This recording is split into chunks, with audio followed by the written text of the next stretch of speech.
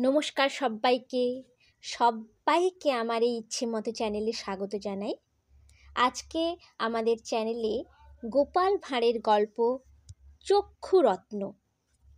গোপালের যৌবনকালে এক অভিন্ন হৃদয় বন্ধু ছিল। তার পাশের পাড়াতেই থাকত। তার বাবার আকস্মিক মৃত্যু ঘটে, দুর্ঘটনাজনিত মৃত্যু। বল্লমের আঘাতে তার মৃত্যু হয়েছিল। বন্ধুর বাবার শ্রাদ্ধে গোপালের নিমন্ত্রণ হয়। নির্দিষ্ট দিনে গোপাল তার বাড়িতে হাজির হয়।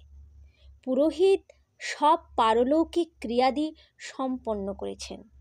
এবার শ্মশান বন্ধু ও অন্যান্য নিমন্ত্রিতদের ভোজনের আয়োজন চলছে।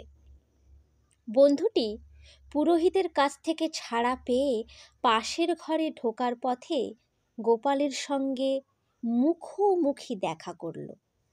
গোপাল বিষণ্ণ মুখে বন্ধুটিকে জিজ্ঞাসা করল, ভাই, শুনলাম বল্লমের খোঁচা লেগে তোমার বাবার মৃত্যু হয়েছিল, সত্যি কি? হ্যাঁ ভাই, ঠিক শুনেছ।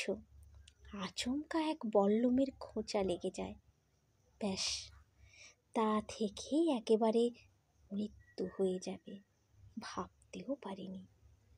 আশ্চর্য ব্যাপারই বটে। তা ভাই, বল্লমের খোঁচা কোথায় লেগেছিল? চোখে কি? না, চোখে লাগেনি বটে, তবে চোখের একদম কাছাকাছি, আর একটু হলেই চোখের মণিটি গলে যেত।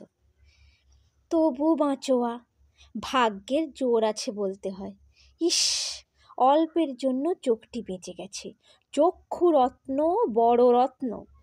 দুঃখ করো না ভাই, ঈশ্বরের ইচ্ছায় চোখটি রক্ষা পেয়েছে, কম কথা নয়।